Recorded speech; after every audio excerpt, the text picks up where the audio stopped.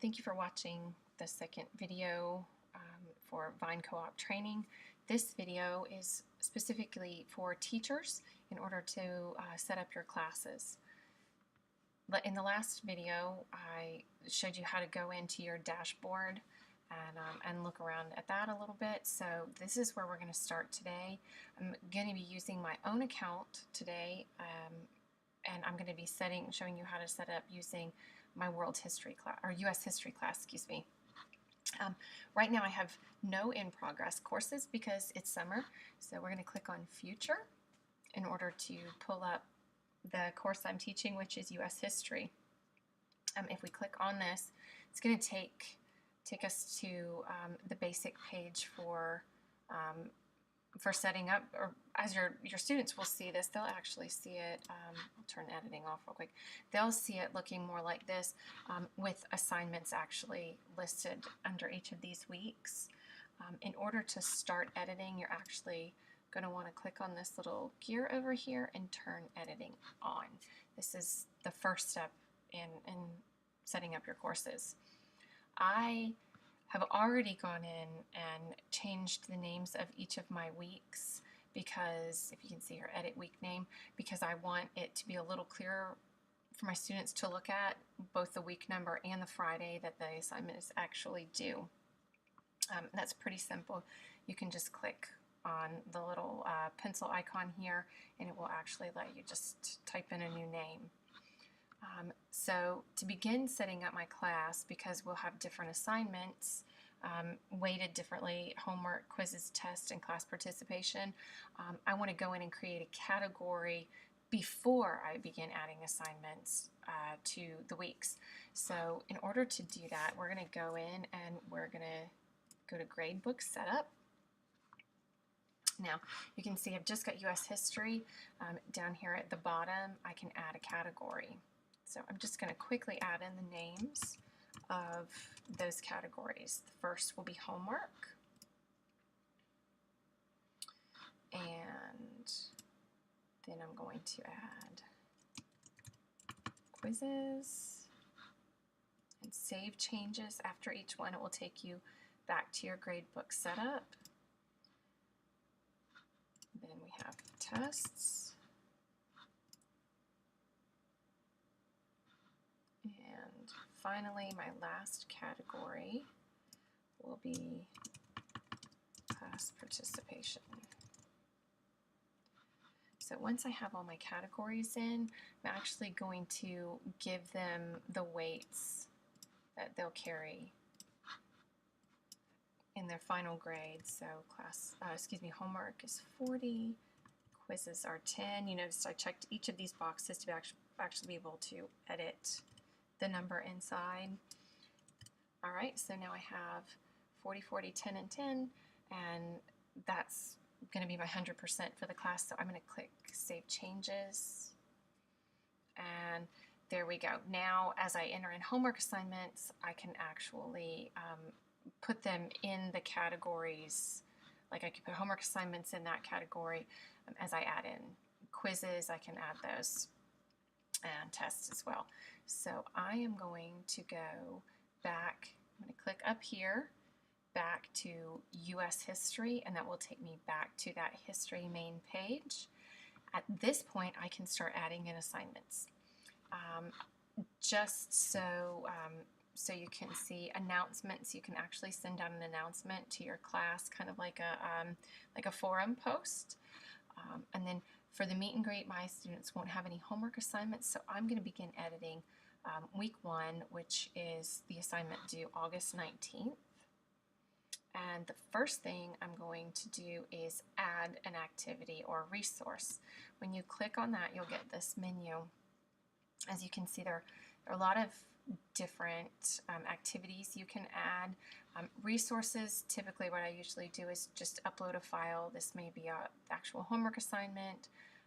When I taught 4th grade writing, that was the checklist page was attached as a file so the students could print it. In this case, I'm going to add an assignment this way. Just going to click Assignment and Add. Now here's where I want to put in the assignment name. My first assignment will be for Unit 1, which is chapters 1 through 4. And then I'm just going to give them kind of a description of what I want them to do. So they're going to, see, please come, let's read first. Please read chapters 1 through 4 and complete the attached homework questions. So, like I said, I'm going to attach the homework questions right here on the actual assignment. So if you click on Files, it's going to take you to your hard drive, or I mean to an upload page that will take you to your hard drive. So I'm going to browse my hard drive. I'm already in my US History folder, and the first thing I'm going to do is find my Unit 1 PDF file, so it's easy for them to print out. Open that. As you can see, it pops up right here. And then I'm just going to upload the file, and there it is. So now I have my description and the actual homework assignment I like for them to do. You can allow submissions online. I choose not to do this. I don't want to have one more place to look. I will just have my students turn their work in before first hour in the homework files. So I'm going to disable that function just to get those dates out of the way. Like I said, this is actually due August 19th, and if you look over here on the left side of your screen, you can see this is the week we're working on, so if you just happen to forget when it's due, it's right here in bold, August 19th. So I'm going to make this due August 19th, and I don't need a reminder to grade it. So the only, let's see, we need to go down to grade. We want to give it a maximum grade. In this case, this homework assignment has a maximum grade of 30 points. And I'm just going for an actual question number, like there are 30 points available on the assignment, so they can get a 30 out of 30 is 100%. It's just the way I've set my class up. And then I want to go here to grade category and actually click on homework. So I've just put that underneath the homework category so it can be weighted accordingly. Now I'm going to save and return to the course. So as you can see, there we go, week 1. Unit 1 is our homework assignment. And I will turn off editing for a minute so you can see what that is going to look like. This is what your students are going to see. And when they click on the actual assignment, here's the attached homework questions. I have 16 students in my class. It shows the due date and the time remaining. They only have 15 days. Co-op is going to start so soon. So I'm going to go back to US History. Just real quick, we're going to go through that one more time so you can get an idea of, a better idea of what I'm doing. So I'm going to go back up, turn editing on, and now we're going to go, a little too far. Now we're going to go in and I'm going to add their second homework assignment, which is due August 25th. So again, I come over here to add an activity or resource. I'm adding an assignment and click add to go into the screen that will let me put in all those details. So the second week will be Unit 2, which is chapters 6 through 9.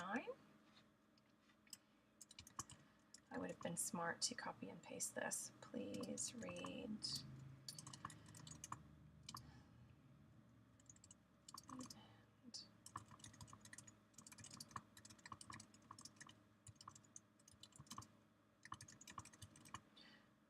okay, so I put in my description, and there are really there are several formatting options up here. So if you want to bold or italicize, you can even put in bullet points and an ordered list. I liked last year when I did writing, I would make a bullet list with all the vocabulary words that the students needed to know that week, just to give them a little reminder, because sometimes 4th graders forget. So now I'm going to add in the actual homework file here. So I add a file, I browse my hard drive, got Unit 2 homework, the PDF file. I'm going to open that. There it is, and upload. I'll see the due date on this one. I can look over here again. August 25th is the due date for this assignment. I don't want it to remind me to grade it. So let's go back down to the grade menu. The maximum grade on this one right now is 50, and I'm going to put it under the homework category. So I'm going to save and return to course. All right, so there we have our first 2 weeks of homework assignments in just a few minutes. So I'm going to go ahead and show you how to add in something else. I'm going to add another assignment, Test 1, which they'll take September 22nd. So this will also be an assignment because I'm not actually posting the test online. You can do that. You can create tests and quizzes and have banks online. I choose to just be able to have a place to enter in a grade. So this will be Test 1. Let's see. This test is on units 1 through 5. I've not written the test yet, so I'm not going to give any more information there. I'm also not going to add any files at this point. I'm just going to say that it's due the 22nd of September. And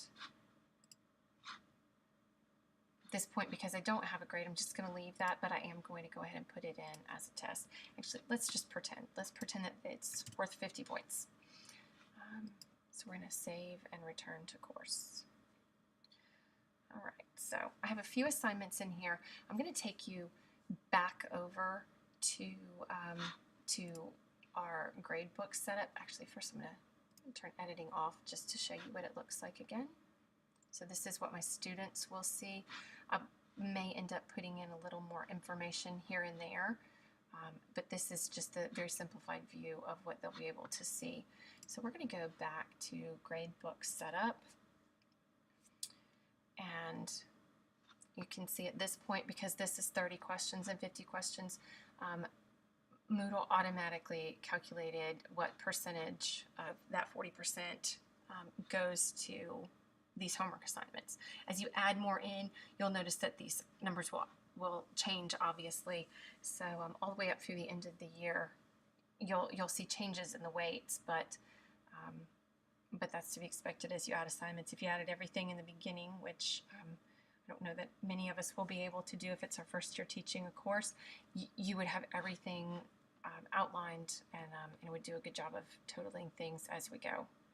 So in order to add grades to your students, one of the easiest ways that you can do that is to go into a single view.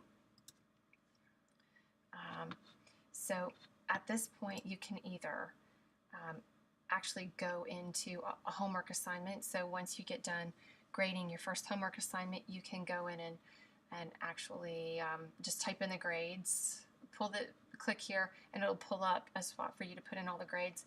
I don't want to do that because I actually have students shown in my class. I'm just going to select my pretend user. I'm bringing Johnny back. So here are the places that I can enter in grades for Johnny. So as you can see, it's a little hard to see right here, but so here's our Unit 1 and Unit 2 and Test 1. So I'm going to click to override his grades so I can actually enter in his grades there. So I'm giving him some pretend grades. He got a 29. Let's say he got a little extra credit on this assignment, and he didn't do too bad on his test.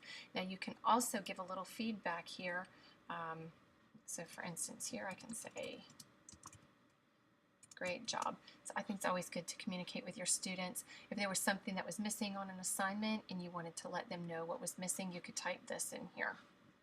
So I'm going to save that. Grades were set for that item. And now you can see that right now Johnny has 128 points total, 128.21 points total out of 130 in the class. It's easy enough to create a percentage for that in your head. When, like I said before in the other video, when parents go in, they can actually look at a percentage grade there. So I'm going to go back to my dashboard for a minute. If you have any other questions, if there was anything that I didn't touch on that you'd like to be able to add, please let me know. You can just email me or ask me at co-op. But I was hoping to kind of give a real basic overview. You can go in and add things and play around a little bit. I don't think any of you can actually hurt your class irrevocably. So I appreciate your viewing. I hope I've done a good job of laying this out. And like I said, if you have any questions, please just let me know. Thanks.